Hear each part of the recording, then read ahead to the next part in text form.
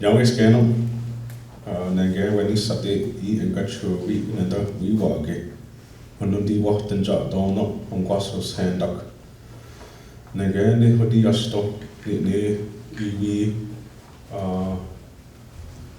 Ganum sang. The night hoodie stone, the home is home when he sat in young. The night go ahead, Nanga, they walk, eat the young boy was talked on. Now, the night go ahead, who got hit, the night got any coin.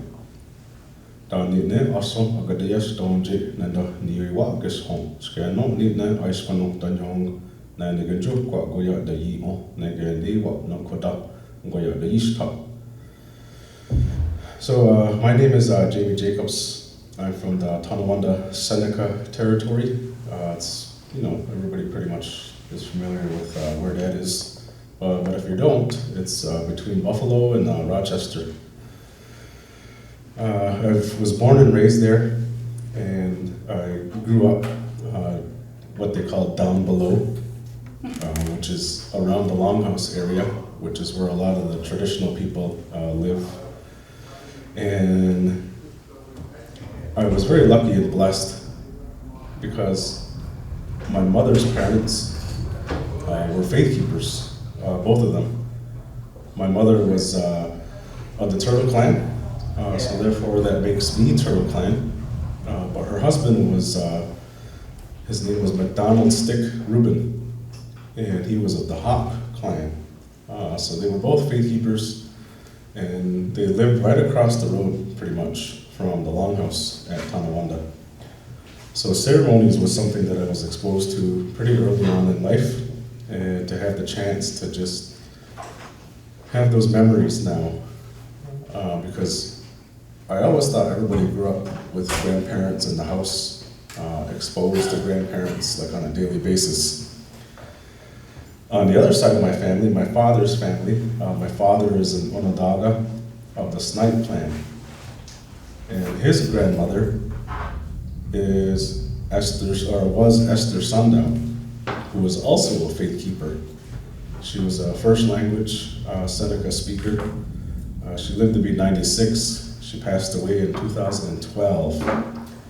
Her husband was of the Tonawanda Seneca Beaver clan. His name was Irving Sundown. He was also a first language speaker. Although he wasn't a faith keeper, he was pretty well versed in a lot of the oral traditions and culture. And he was a very good crafts person. And I remember, we kind of take for granted nowadays because it seems like today there's a lot more young people and a lot more young people doing things. But I can remember back at Tonawanda, growing up in the 80s and in the early 90s, there wasn't too many people around in the Longhouse at Tonawanda who knew how to make turtle rattles and just rattles in general. But my great-grandfather was one of the ones that everybody went to kind of either have a turtle rattle made or anything like that. So again, having this exposure, you kind of learn a lot about the culture just like without having to ask. Things are just kind of passed on and taught to you. So what I'm going to present here today is I won't spend a whole lot of time going too far back in time, mainly because the gentleman who will present after me on the subject matter of tattoo has kind of got that covered. He's very well versed in the historical records of the Haudenosaunee people and the Great Lakes. So I don't want to repeat anything that he's already going to say. But what I wanted to talk about here today is the title of my presentation is called, Remembering the Old Ways of the Seneca people. So to kind of just give you a Seneca perspective and an insight into the history of the culture of the tattooing, because what I remember is pretty much what I have seen and what I have learned on a lot of territories in what we call the contemporary times as opposed to the historical times. So a lot of what I'm going to talk about is probably from the late 18th century, so the late 1700s, and then pretty much the 1800s all the way up until now. Because that's about as far as, at least in my opinion, from what I've learned, that's how far the current generation, and then my great-grandfathers and grandparents, that's how far back the oral tradition can be remembered, is probably around the early 1800s. Before that, there's not a lot of memory about the culture and certain things that had happened. And one of those being tattooing, the tattooing practices. And I'm gonna talk about like why that is, why the whole tattooing culture it didn't necessarily disappear, but it kind of just went off to the side for a few years. And I'll talk a little bit about that.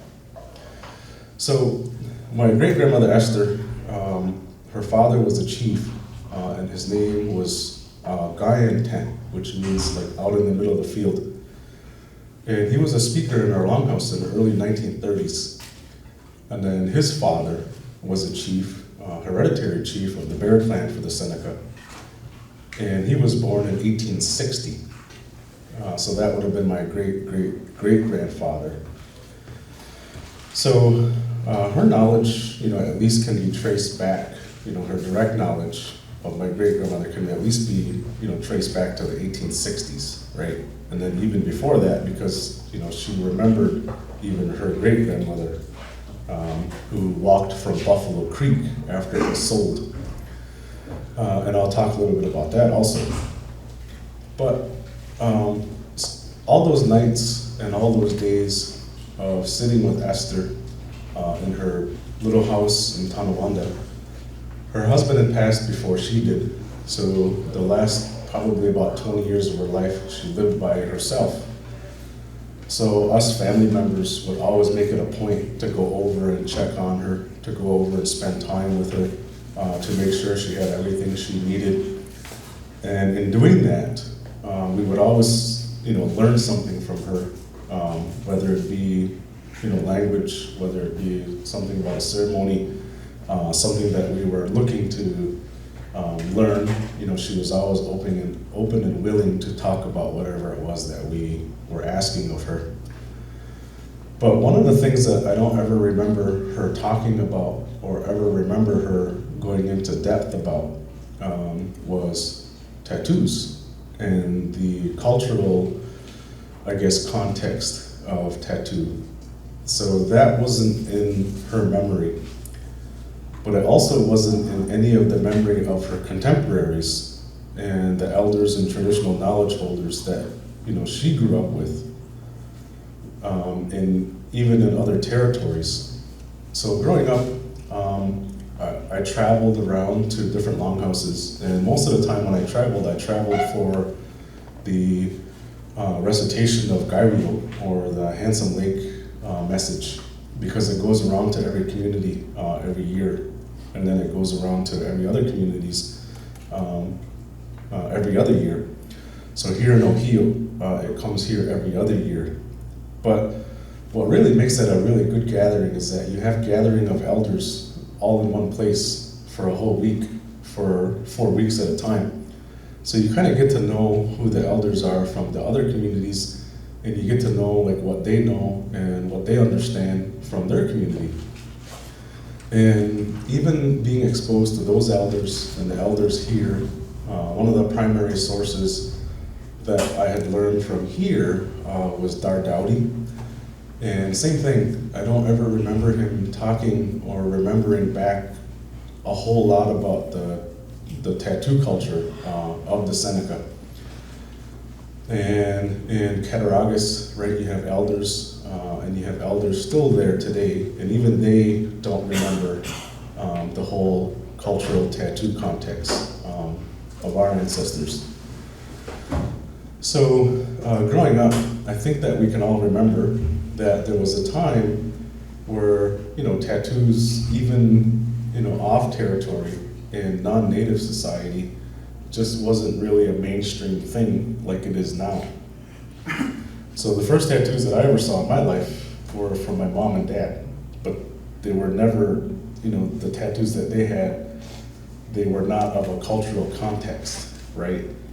So I remember my father had this tattoo on his arm, and it was very crude. You could tell it was done by hand, and it just had one color. It wasn't very big. And he had another one. He had like my mom's initials like on his forearm, right? And then my mom had these small ones, and then that was about it. Those were the first tattoos I ever saw.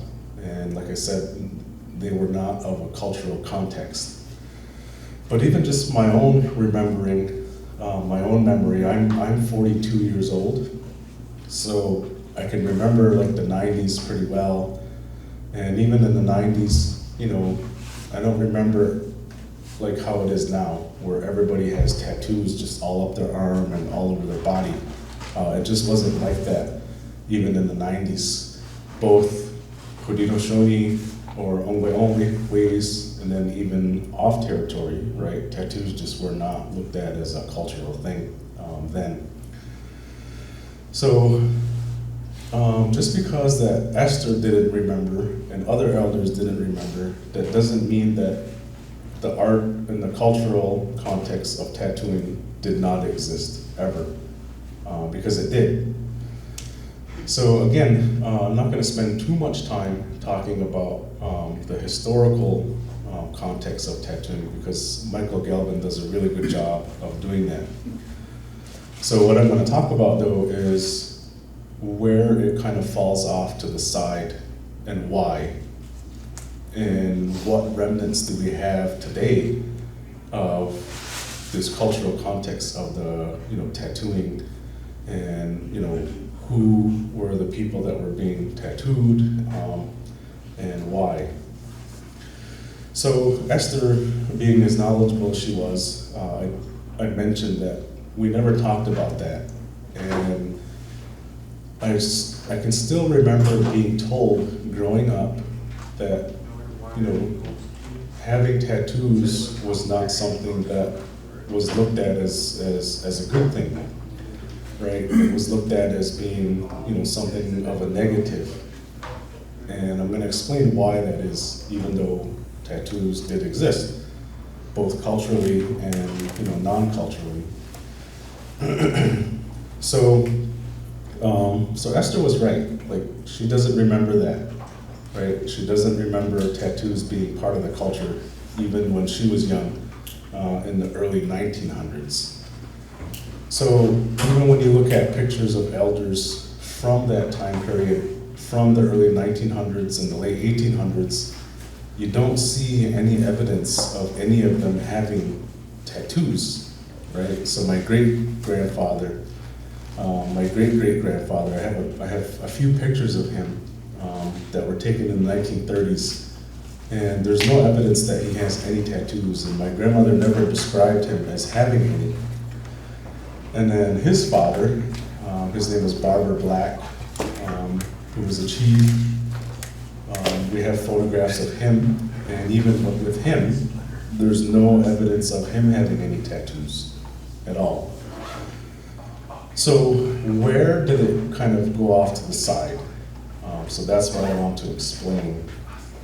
So you have to remember that the Seneca people, like this area, the Allegheny Territory, the Cattaraugus Territory, and even Tonawanda, that is not ancestral Seneca homelands, right?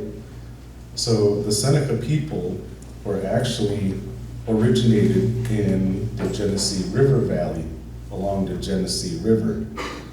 So the Genesee River cuts from Lake Ontario and right through New York all the way down into Pennsylvania, or the Rochester area, really.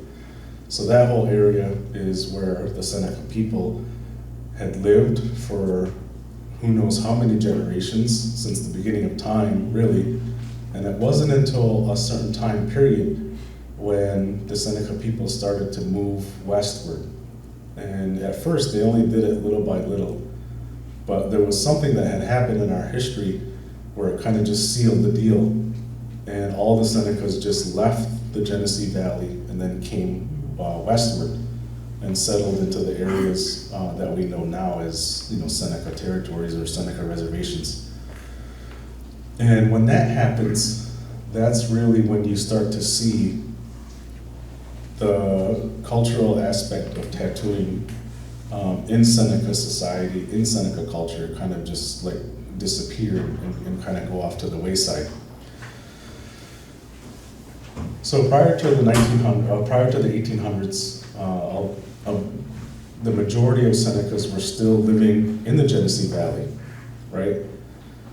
So what happens though is that in 1779, we have what we call the Sullivan Campaign, okay? And it happens in late summer, and there's actually two more guys that are with Sullivan that you don't really hear too much about, and that's Daniel Broadhead and it's James Clinton. So the idea of the Sullivan Campaign wasn't just to destroy Seneca territory. What it was meant to cripple what was left of the Haudenosaunee Confederacy. So the Senecas that had already started moving to this territory, Ohio, along the Allegheny River, Daniel Broadhead had left Pennsylvania, or what we call Pittsburgh now. At that time it was called Fort Pitt. So Daniel Broadhead was supposed to leave from Fort Pitt, travel up the Allegheny River, and he was supposed to traverse the Allegheny Mountains, look for any kind of Senecas living along those areas, and then attack them. But the problem was that Daniel Broadhead had never traversed the Allegheny Mountains ever. So what happens is when he comes up this way, he gets lost, and he has no idea where he's going, and he has no idea how to get up and over and find his way through the Allegheny Mountains. So therefore, the Senecas who lived in this area had kind of, they weren't really attacked, as much as the other Senecas were. So James Clinton leaves what we call Fort Orange and what is now known as Albany. And James Clinton was supposed to attack the Loyalist Mohawks that were still living in the Mohawk Valley.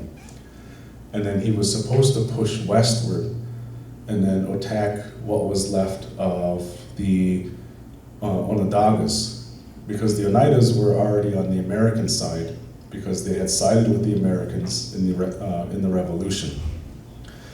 So the idea of the Sullivan Campaign was to cripple the Loyalist Haudenosaunee, really.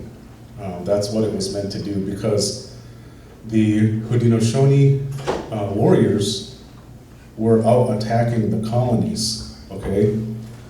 And the colonies were just getting fed up with this because, they wanted to just live in peace, right? The war, the Revolutionary War was, kind of still going on, but it was kind of settling down by this point. So the colonies were just kind of getting sick and tired of being attacked by these Native Americans that were just out in the wilderness. And what they were doing was they were attacking them because they were still loyal to the British. So what happens is they go to George Washington and they say to George Washington, like, what are you going to do about this? We're kind of getting tired of getting just attacked out of nowhere by these Native American loyalists. So George Washington, that's when he comes up with this strategy to, one, destroy what was left of the Haudenosaunee Confederacy, two, attack the villages so that the warriors who are out attacking the colonies will be forced to return back home, and then therefore no more attacking the colonies. And then three was to retake Fort Niagara, because Fort Niagara was still in British hands and British control. And George Washington thought that that would be detrimental, because he thought that, okay, if the British still have a fort, that means they still have some kind of military power in our territory.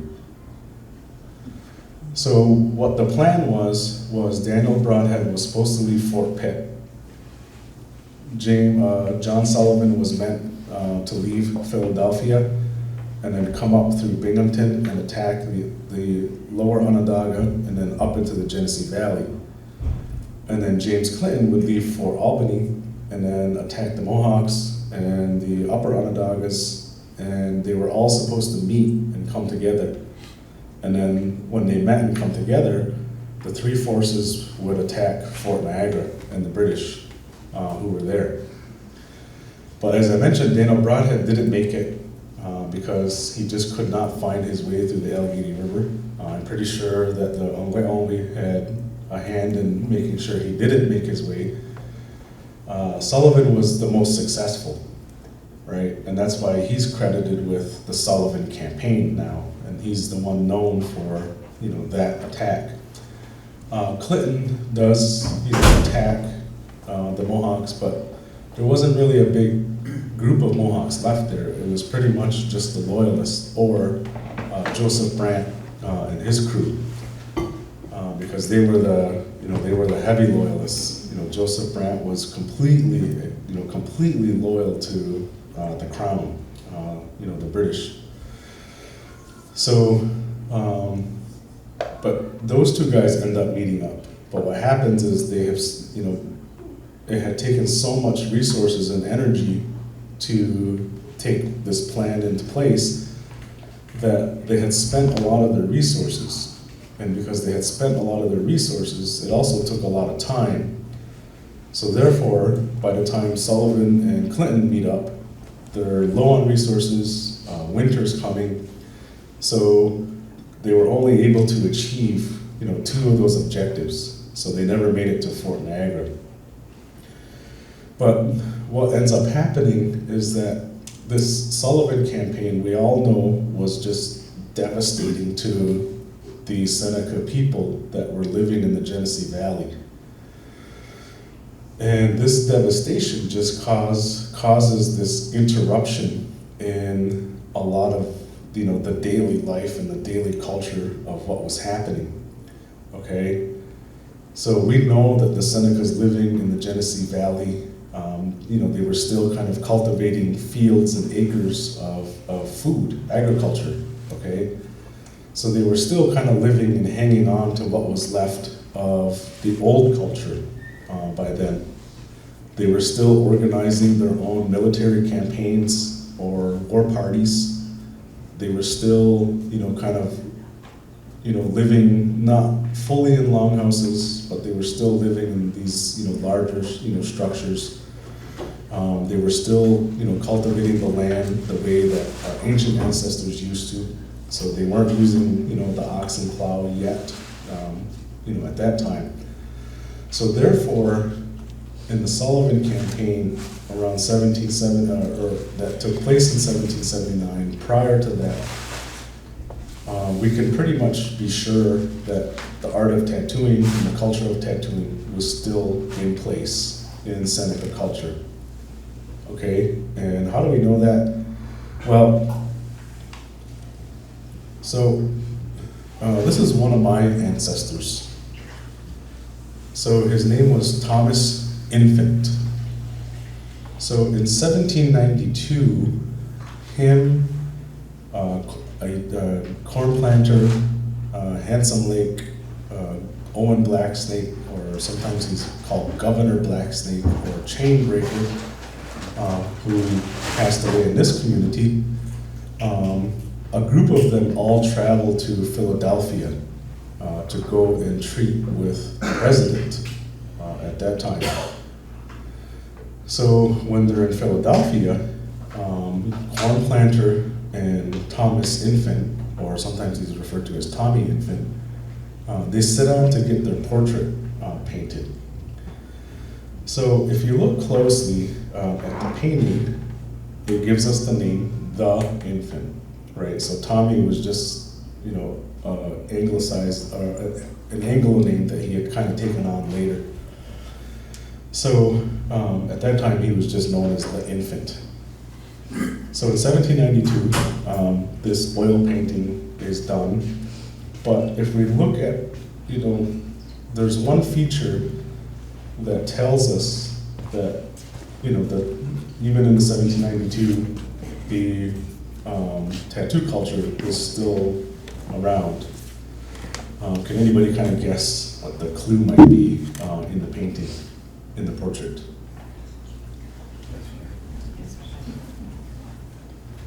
Anybody guess?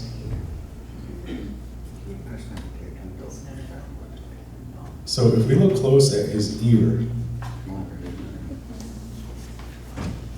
so his ear is cut and it's dangling, so it's been mutilated somehow. It's not an accident. It's not anything that was done to him out of hatred.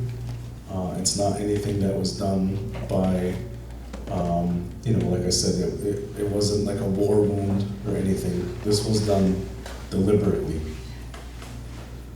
And when we say deliberately, we know that in the ancient culture, and like I said, Michael Galvin will give you more insight into this, we know that the Seneca practiced this self-mutilation of the ears, the lower lobes. So what they would do is they would split it, and in the old days, they would wrap it with different things. So when the Europeans came, they started wrapping it with brass. So they would make like these brass like cuffs, and they would make brass wire. And what they would do is that after they split it, they would wrap that brass wire around that hanging lobe. And the reason they did that is, one, it's just decorative. Brass is very shiny. It has this color that, the color of the sun. And the color of the sun can also be thought of as the color of warfare. And why is that? Well, in culture, we refer to the sun, we say, Sedwahji, Andika Huskenge Tagowa. So what that means is, Sedwahji means he's our elder brother, Andika means daytime type, Gakwa means the celestial orb, and then we say Huskenge Tagowa, which means the great warrior. So we also know from historical records that the Seneca were performing these rituals to the sun prior to going to warfare, because they wanted the favor of the great warrior on their side, so that they would come out on top. So we know that yellow was also this color that represented warfare in Seneca culture, because we still have this resonant of that when we refer to the great warrior, the sun. So what also went along with this ear splitting was tattooing, right? So you had to earn your tattoo, you had to earn your right to split your ear. So after they split it, we know that they had to stretch it after it healed, right? And then that stretching is where you get that hanging piece from, as we can see in my ancestor's portrait here. So we can look at even later photos, right? So this is Governor Blacksnake, or Owen Blacksnake. He's referred to as Chainbreaker, or he's also referred to as Allbreaker. And where all those names come from is the crude translation of his name. So in Seneca, his name is Tawanyats, and I'll break that down.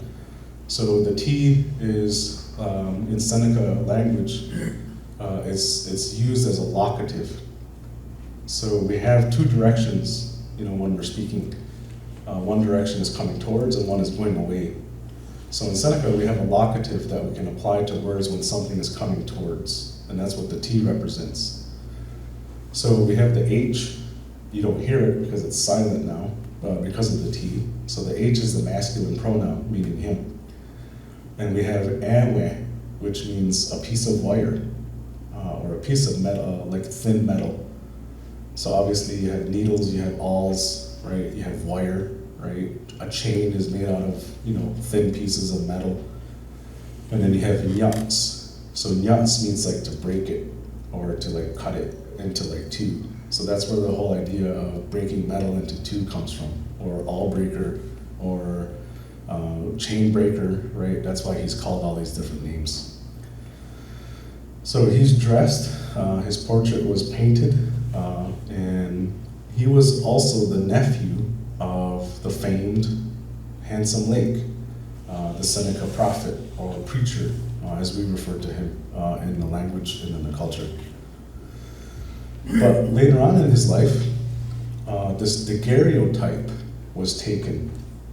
So if you're not familiar with early photographic technology, the first photographs were not negatives, meaning you didn't have black and white like negative print, like prints to print off. So the early photograph technology comes around 1840s, 1850s, and they call those daguerreotypes. So the daguerreotype is like a piece of metal, and they make it shiny. So usually they would use silver, right? So you have a polished piece of silver, and then they would use this mercury solution to form the image onto the piece of silver. So this is Chainbreaker, Allbreaker, Owen Blacksley later in his life. But if we look closely, just like the 1792 portrait of my ancestor, we can see that his ear is hanging and it's been split. So we know that this is a remnant of the earlier culture, what we call the warrior culture, okay?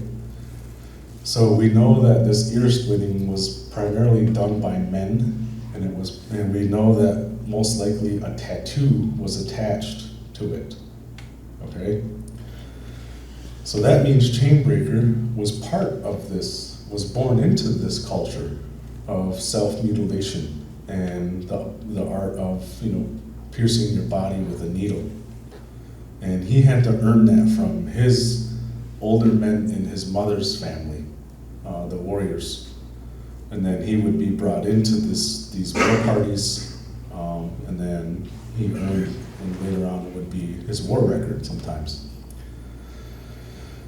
So he has another family member that we can take a look at. This is Jimmy Johnson.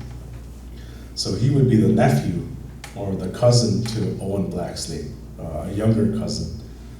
So therefore he would be the great nephew of Handsome Lake, okay? So Handsome Lake's family starts off in the Genesee Valley, right? That's where they were all born, was around 1730s, 1740s, okay? And then they survive and live through the French and Indian War, okay? So we know that the French and Indian War was also a conflict between the British and the French over North America, who was going to control that. And they had all these different allies on their sides. So in the French and Indian War, we know that if Handsome Lake and his contemporaries were all born in the 1730s, that means by the French and Indian War in the 1750s, they were young warriors, finding their way through the French and Indian War. So we can guess now that, okay, if Owen Blacksley was born later, after Handsome Lake, well, that means Handsome Lake was definitely a part of that culture, the warrior culture, right? So if we look at Jimmy Johnson, right, he's holding the tomahawk. So that gives us another clue that he's proud of this, of his warriorship, from when he was younger, okay? He's not holding a peace pipe, he's not holding a rattle, he's not holding an eagle fan, like we kind of do today, right? He's holding his tomahawk. He's wearing his peace medal that he inherited from his uncle, Red Jacket. So we know that this handing down of objects and, charm-like objects still exist. And then another clue is his ears are also split, okay? So we know that he was part of that culture of the self-mutilation / tattoo earning culture of the Seneca. So when Handsome Lake, after the Sullivan campaign, Handsome Lake's family, which would include these two fellows, they leave the Genesee Valley after Sullivan's campaign of 1779, and they come to Corn Planters Grant, which is just a few miles from here, okay? So Corn Planter had a relationship with the Quakers of Philadelphia. And he went to them after the Sullivan campaign and said, this was very devastating to our people. And we just have to rebuild our society to what it once was. But at the same time, we have to evolve with modern society. Because when we lived in the Genesee Valley, he said, you know, we cultivated crops communally, and we lived in longhouses. He goes, and we don't do that anymore. He goes, and the American government made sure that we don't do that anymore. And he said they also made sure that it would be very difficult for us to go back to that. So he went to the Quakers, which were called the Society of Friends, and he asked them for assistance, welfare assistance, because what the Society of Friends were they were a philanthropic group, meaning that they were part of this culture of philanthropy, right? So it's no different today, right? You have all these different foundations that give grants to people to make their lives better. Well, that's what the Society of Friends were, the Quakers. So the Quakers granted a piece of land to Corn Planter, but they also established this fund to help the Seneca people living in the Allegheny Territory. So you had two villages. You had Corn Planter's village, which in Seneca we call Junosadege, which means there's a burnt house there. And then just a couple miles away from Junosadege, you had another village of Seneca called Ganondagayoshe, which means old town or old village. So the Quakers came out and set up in both of these villages. And what they did was they had these little teaching areas, because the Seneca had never used oxen before, okay? They had never used plows. So they had no idea how to control the oxen, and they had no idea how to use the plow that they hooked up to the oxen. And the other thing that they had never done before was they had never done timber framing before, okay? So what our ancient ancestors used to do is they would just lash poles together to build the longhouses, right? So they never did like cabin building, like how we think of cabin building now. So they had never really used measurements, right? Before that, they had their own way of measuring to building the longhouses, but that modern way of building a structure, they didn't have that. So that's what the Quakers came out to teach them, was one, how to log out of the forest, right? So we know that Ohio becomes a logging community also, right? That's how they survived the Depression. They also become railroad builders, right? So the logging that takes, because you need a lot of logs to hew for the railroad. So what the Quakers teach the Seneca how to do is they teach them how to hand hew logs to build log cabins. And then they teach them how to build those log cabins, put together and join them. So they teach them joinery and measuring out for joinery practices. So they also teach them how to domesticate animals, basically have a modern farm, because we didn't do that either. We didn't domesticate animals, we hunted animals. So that's what the Quakers do. But what the Quakers also bring is they bring religious influence. So the Quakers weren't really interested in forcing their beliefs onto anybody else. So they use a term that they describe this type of behavior, and that term is called pacifism, meaning they're not in the business to come to a disagreement and then conflict about it. They just want to live as peaceful as possible. But if you ask about our, the beliefs, we'll tell you, okay?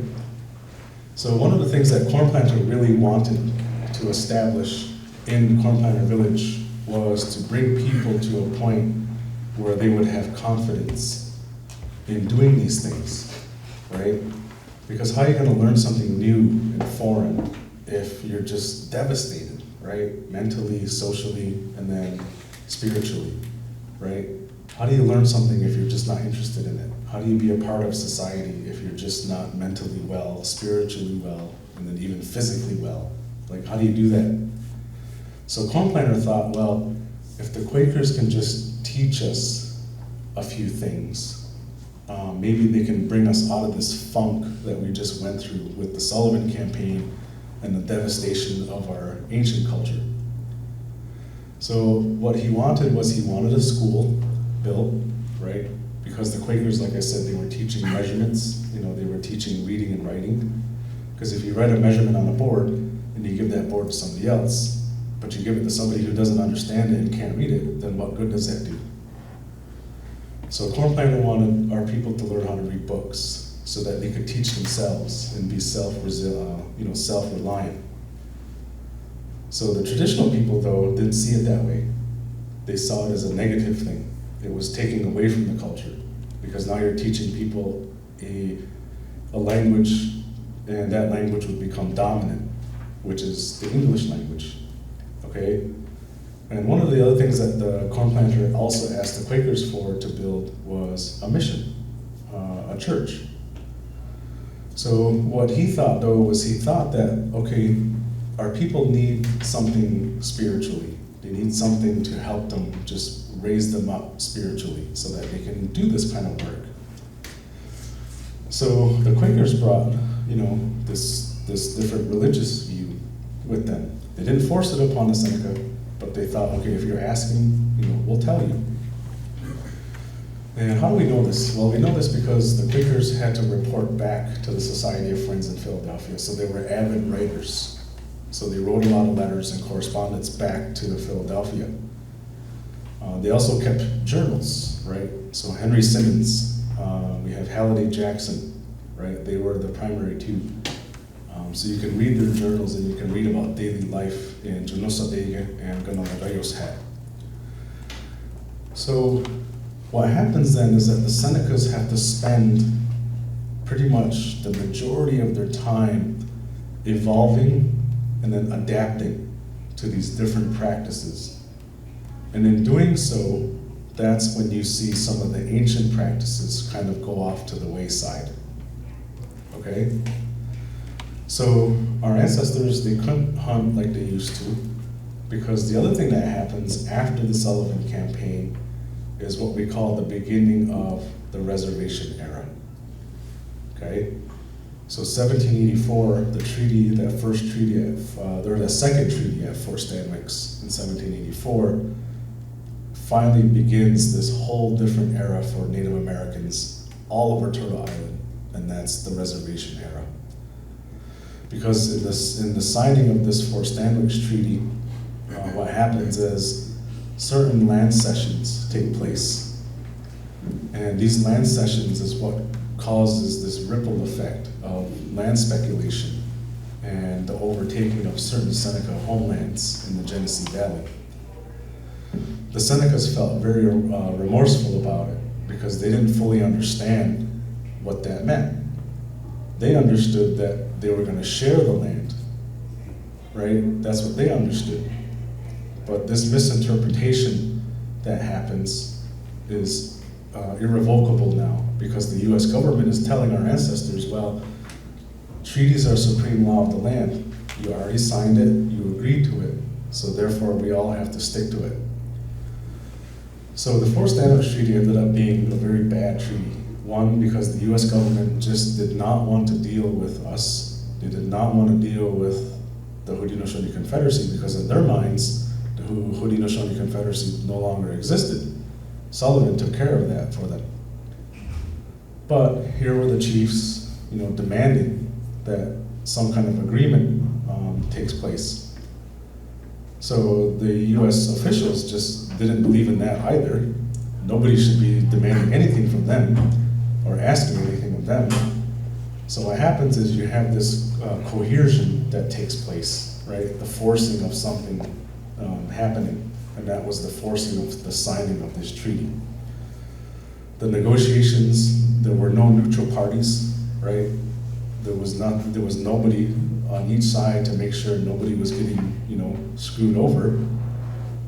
So that's when, in 1794, that's when the Quakers come in and say, well, we can act as mediators and a neutral party to make sure that both sides understand what is taking place when you sign on the dotted line, okay?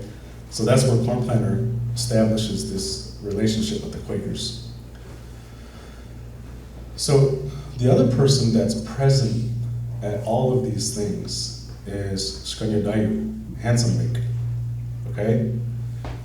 So he's one of the resistors to the school at Junosadiga. He's one of the resistors of the Quakers. He's one of the resistors of the mission or the church being built also at Junosadiga. So he was very fundamental. He was very traditional. He was also a chief. So right then and there, it's his responsibility to look after the welfare of his people culturally. Okay? So in 1799, to kind of combat what the Quakers were saying, is when Handsome Lake finally stands up and says, well, I had these visions from the Creator, and the Creator told us all of these things that we should be doing and living as Onwe people, as Native people. So in 1799, he starts off at Junosadega, right, Corn Planters Village, and he starts telling about these different messages that he receives through these heavenly bodily messengers. So one of the things that comes out of that message is basically what Handsome Lake says, is he says that the old warrior culture no longer exists.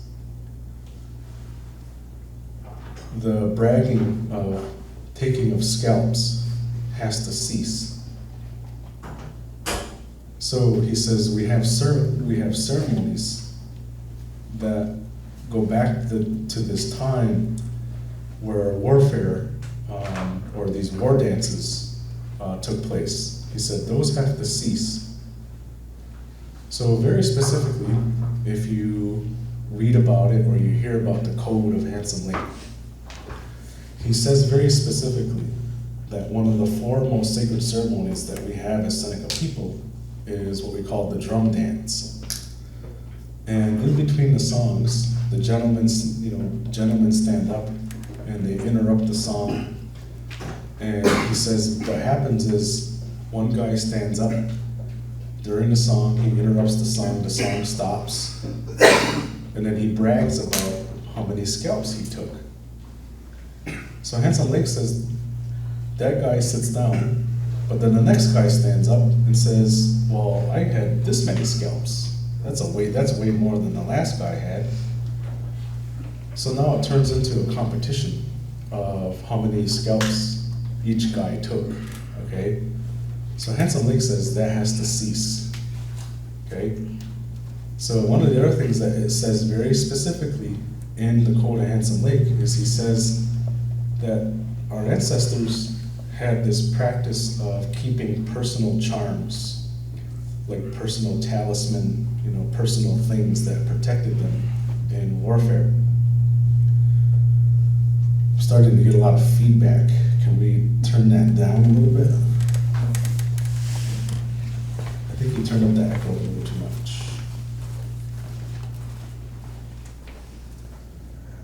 Testing, 1, 2, testing, maybe a little bit more volume.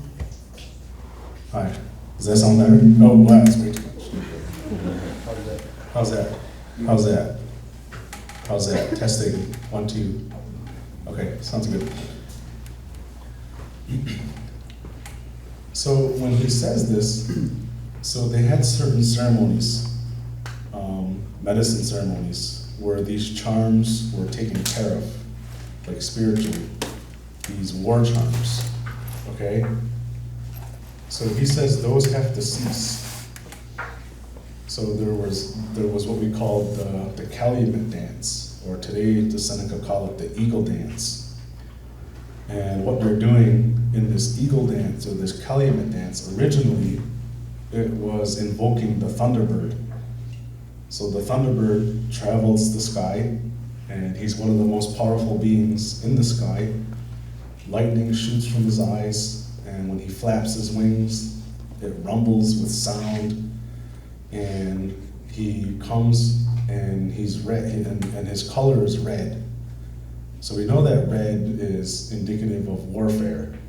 And we know this because when we look at the objects that were carried and made in the 18th century and before that, you see a lot of Thunderbird imagery.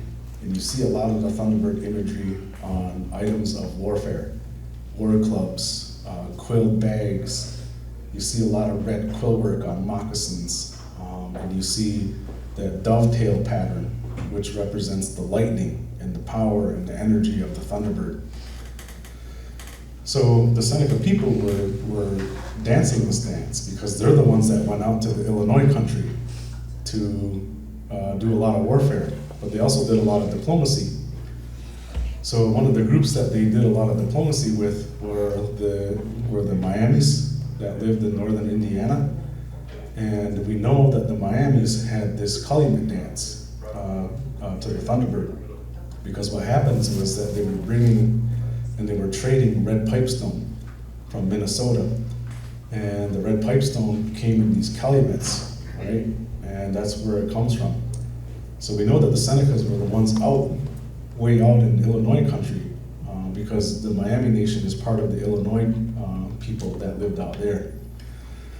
So Handsome Lake says these dances have to cease because the Creator wants us to live as peaceful people. He wants us to have ceremonies and perform ceremonies that only He gave us, because all these other ceremonies are man-made and we only gathered them up for ourselves. So Handsome Lake says that we're spending way too much time focusing on these man-made ceremonies. So in Seneca, in the language and in the Code of Handsome Lake, he refers to them as, he says, well, Godajue again. That means that she gathered them up for herself. And then he says, Hapnagainoge, all these different types of songs. So you have to remember that these dances also weren't just about singing and dancing. It was about invoking these higher spirits.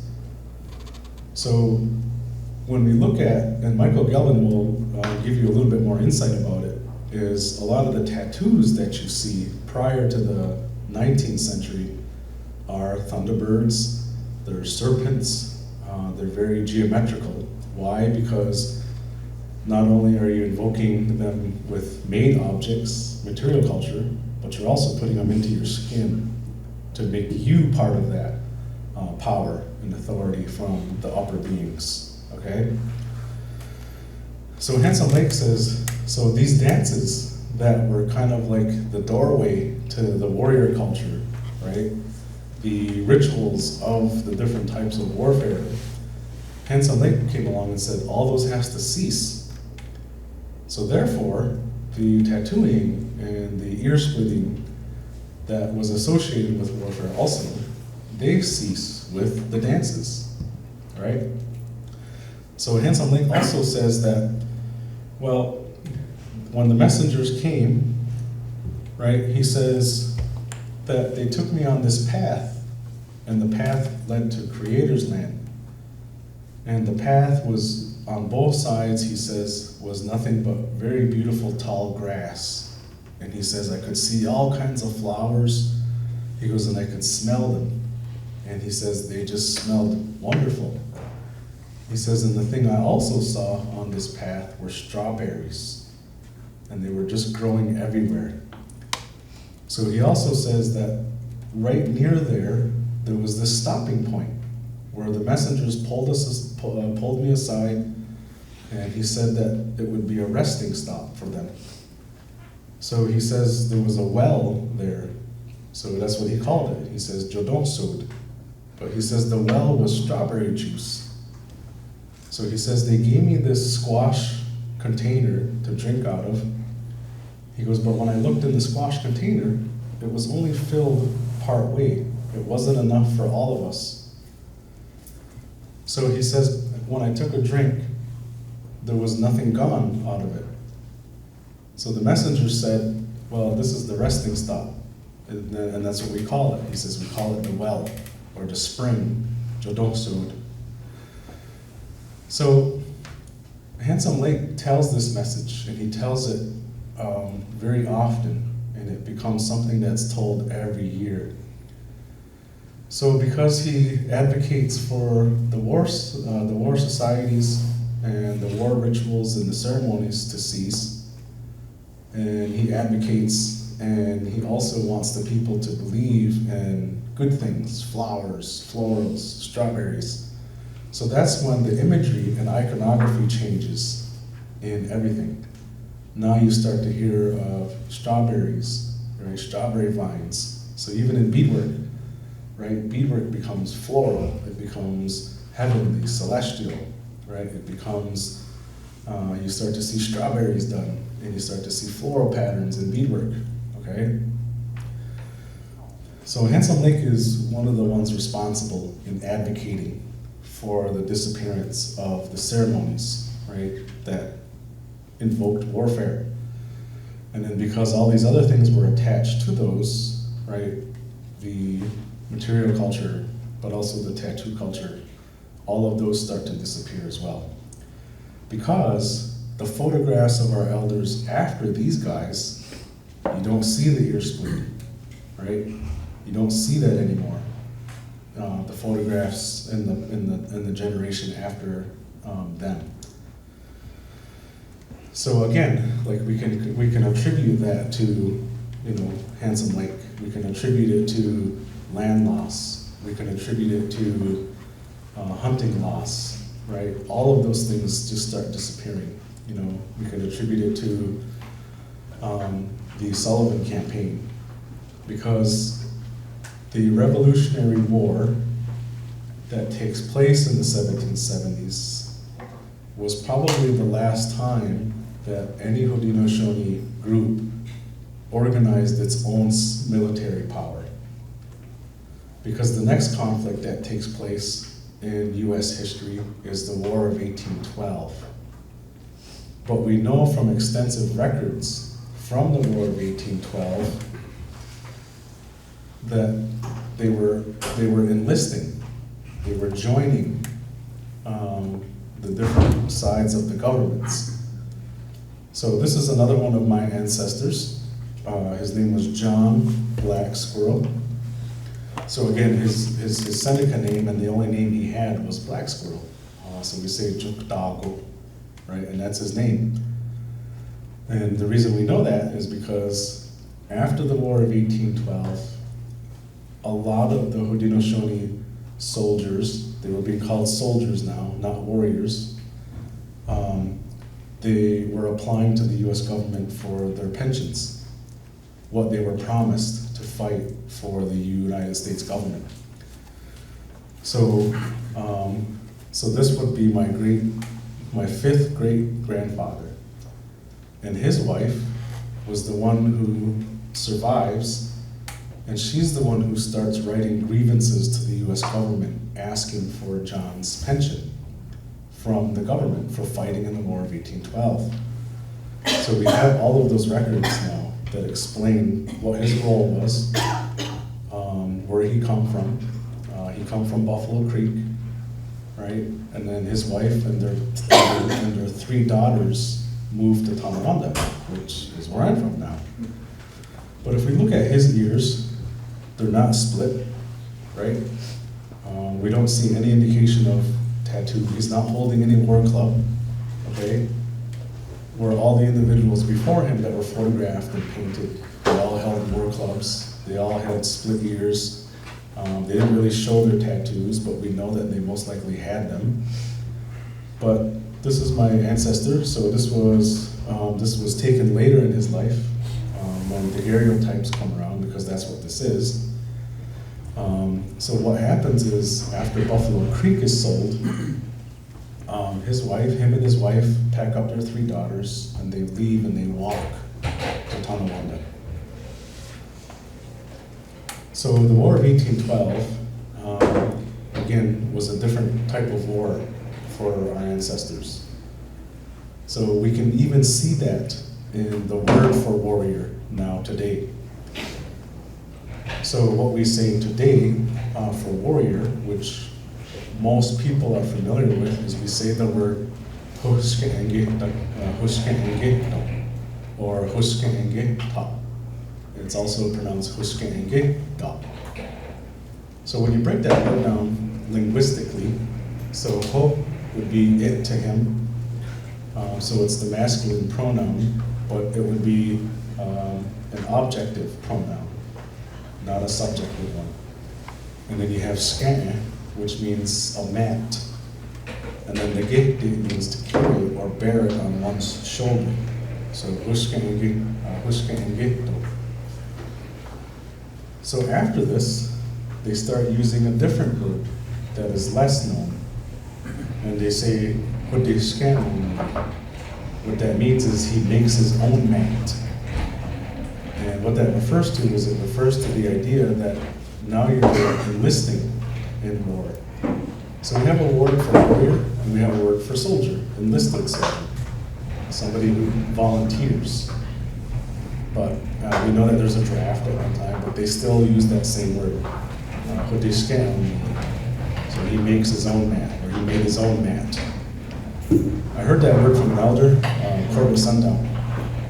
Corbett Sundown was a chief, and he records that word on this cassette tape that I got. So Corbett says, and that's what he explains. As he explains that this word is a new word that they made up to describe an enlisted soldier, a volunteer soldier. So I have that audio recording of Corbett, where he explains the difference between and a warrior and a volunteer soldier. So the War of 1812 is when you kind of see the last of this organizational like war parties in Haudenosaunee culture. So again, this is my ancestor. His name was John Black Squirrel. And this picture is attached to this pamphlet of all this information where his wife is pleading her case to the US government to receive his pension because she has 3 daughters. And the one daughter is named Sarah Black Squirrel. So Sarah Black Squirrel gives birth to my great-great-great-grandfather, Barbara Black Squirrel. And then Barbara Black Squirrel gives birth to Edward Black Squirrel. And then Edward Black Squirrel is the father of Esther Sundown, which, the elder that I learned from. So, Esther, again, was a very knowledgeable person in the culture. She was a language speaker. But as I mentioned at the beginning, in her memory, the culture of tattooing just didn't exist. And she was right, it didn't exist. So you have Handsome Lake, who preaches, all these ritual ceremonies that have to do with warfare, that has to cease. So you have to understand Seneca when you hear the quote of Handsome Lake being preached or recited. And on the second day is where you'll hear him say that. He calls them animal charms. But we know that the animal charms also included warfare charms. Because originally, the animal charms, you're asking those animals to protect you in warfare, or you're asking for their power, right? So if you have an otter charm, otters move real swift, right? And you want the power from that otter to, you want to become that, right? So you have otter ceremony, you ask for the favor of the otter, right? You feed the spirit of the otter with, a feast. So even today, the otter ceremony still exists in Seneca culture. You have the eagle dance, which was originally a calumet dance to the Thunderbird. And the Thunderbird was, you invoked him for his protection. So Handsome Lake says all those different, he says all of that, all of this has to cease, right? And that's what he calls them, was the animal charms. But he calls them little bundles. So he says, Likaho Sasa, right? Uchino Ganta, right? And that's what that means. It means that the charms of the dances. And then he also says one more word, is he says, Oyenko. So Oyenko is tobacco. And then when you say that, when you say wahde, that means it's attached to it. So what he's saying is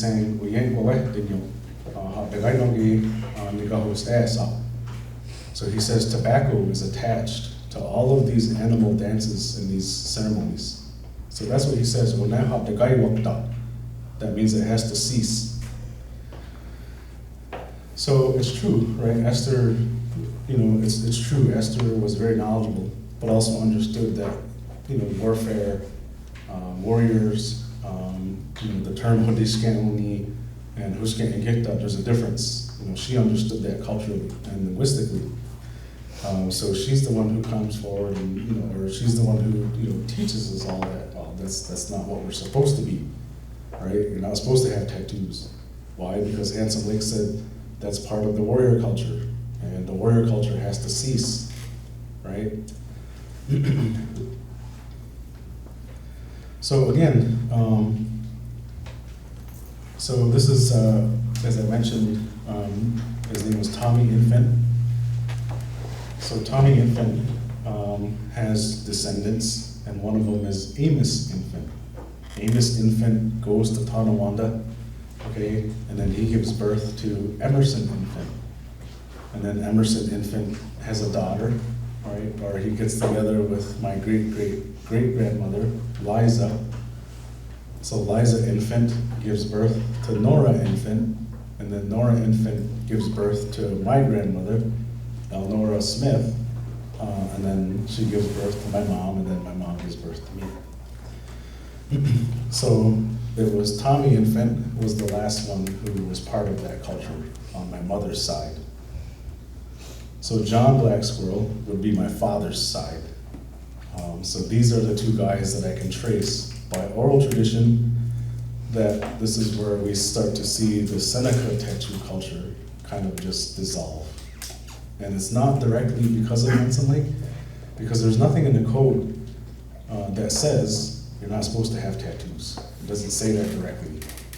But what it does say is Handsome Lake says, okay, the rituals that are indicative of charms and warfare and the animal songs that they're attached to, those have to cease. And then therefore the tattoos that came with them, the invoking of spirits and natural, supernatural powers, those go with it also, indirectly. So the other thing is Christianity. Christianity makes its second run to the Seneca people in the 19th century. So the 19th century, you have a large conversion over to Catholicism and then Christianity by the Seneca people. So even today, we still have influences in our culture that are Christian, but we just don't realize it. So burial practices, right? So a lot of burial practices that we have today are based on Christian practices, but we just don't know it. And they've been influenced by Christianity, and then now they're influenced by the law, right? Because they have laws behind how you bury people nowadays. So, nowadays they say, well, you shouldn't be buried with beadwork, you shouldn't be buried with silver, you're not supposed to be buried with any kind of treasures, right? And again, that's Christian. You should be buried as a modest, in a modest way. So again, Christianity, Asher Wright comes to, Buffalo Creek in the early 19th century, and he sets up a mission, and he sets up these schools to teach Seneca children how to read and write, right? How to write down your own language even.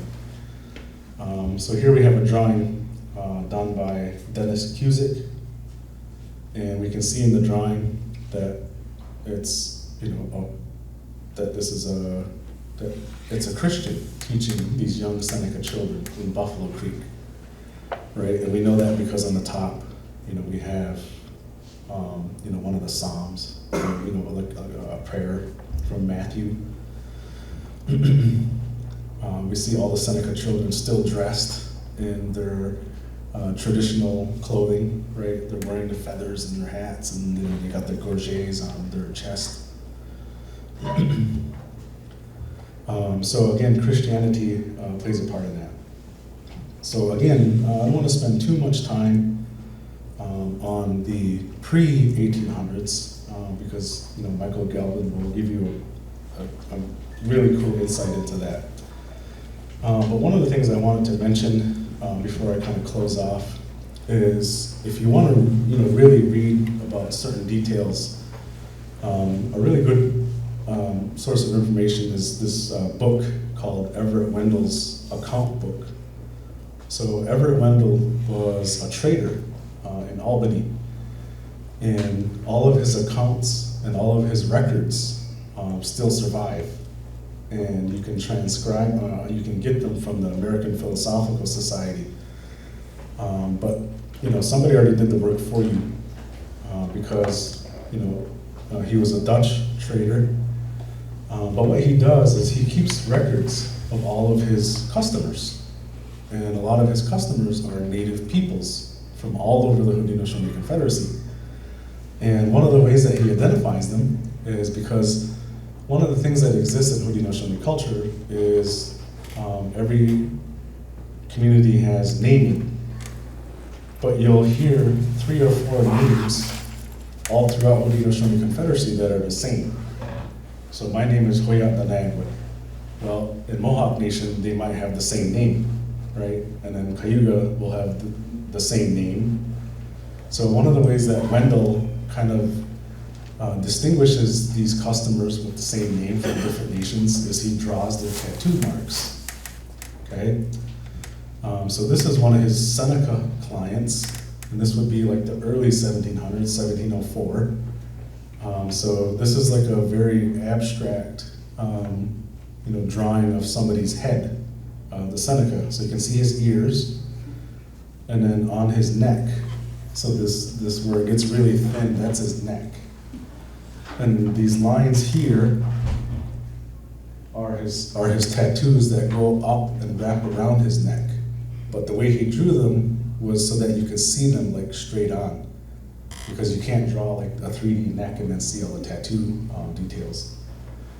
But we can see that there's even tattoos on his face that go across his face, right? So in the description, that's what he says. So he says, this is a drawing of one of his Seneca, young Seneca with tattoos. And that's what he says. So he says the neck tattoos have been folded open to show the pattern. So I guess, so he even sees these ones here on his body. So these long animal figures. So he says that they're fishers. And then the small one is a beaver. So even those exist on his body. So there's another account of Seneca, right? So here's another young Seneca.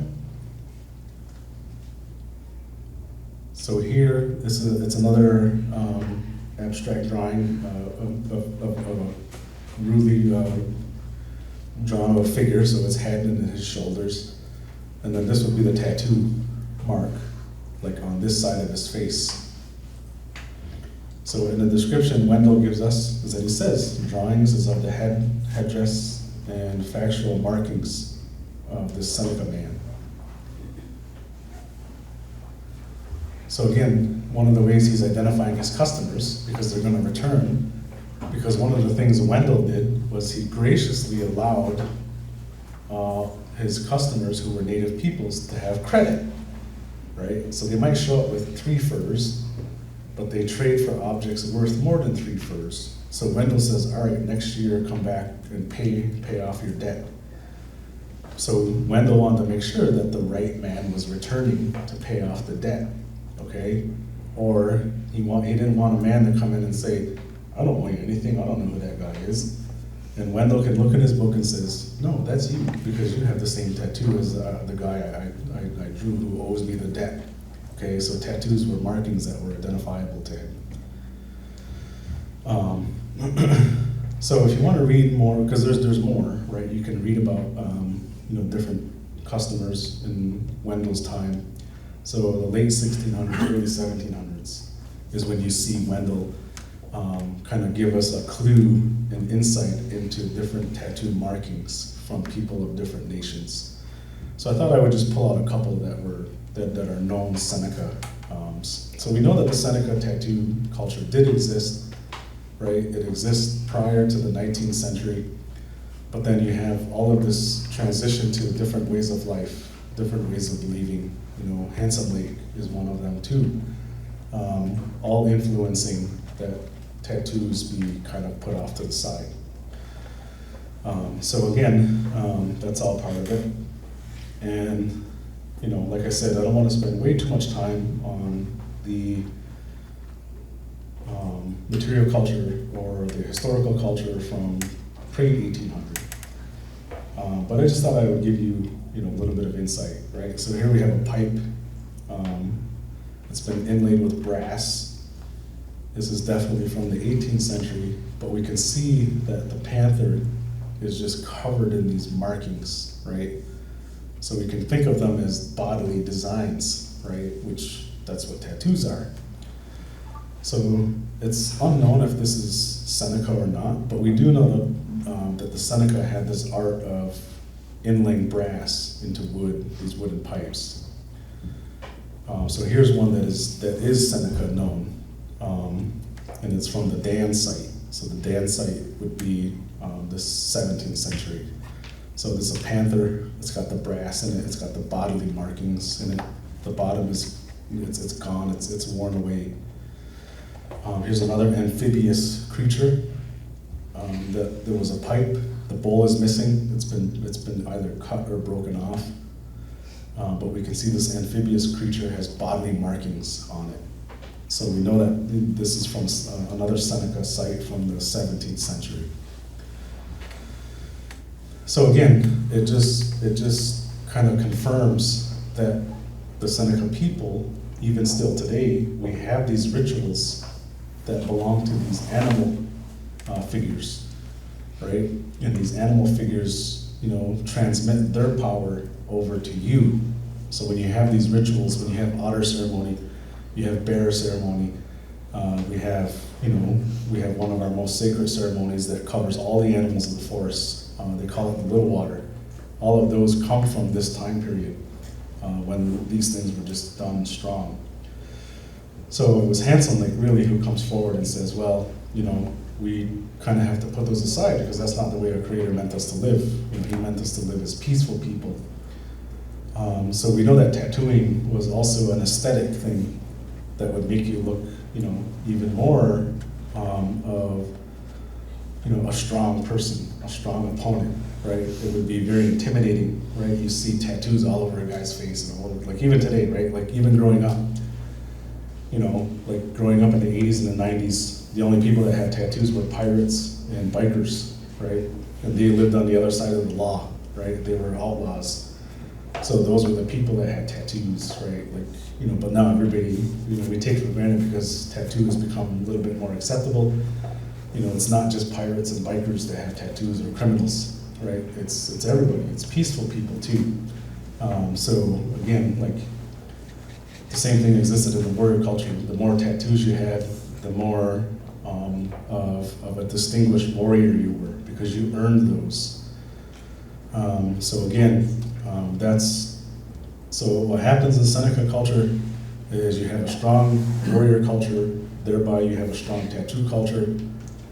You have the Sullivan campaign, you have Handsome Lake's message, then you have Christianity and a different way of life in the 1800s, and then the people carry on Handsome Lake's teachings, and they teach all of their kids, you know, which eventually would be me, to know that the ceremonies that used to belong to the animals in warfare, you know, bragging about scalps, you know, in the drum dance, you know, Handsome Lake says all those things has to cease. So it just keeps going and going and going into, you know, our generation, us today. But if we look at material culture, right, we look at, you know, the stories that we have, right, you know, we see the, you know, in here, this is our origin story. We see the serpents show up all over the place in bone combs, right? You know, we see the markings on them, right? That's all part of it. So again, I don't want to take up too much time. There's another presentation. We got to start a couple minutes late, but again, that's remembering the old ways, right? And then thinking back into our memory about the tattoo culture. So that's what I have for today. I hope that kind of gives you an insight as far as Seneca culture, Seneca perspective, you know, where the tattoo culture went, and then Michael Galvin will give you an overall extensive picture into the pre-1800s, and then maybe even after. So thank you very much. I hope that was good for you today, and I'll turn it over to the next presenter. So I'll turn it over to our MC, our host, Mr. Hayden Haynes. Thank you very much. Yeah.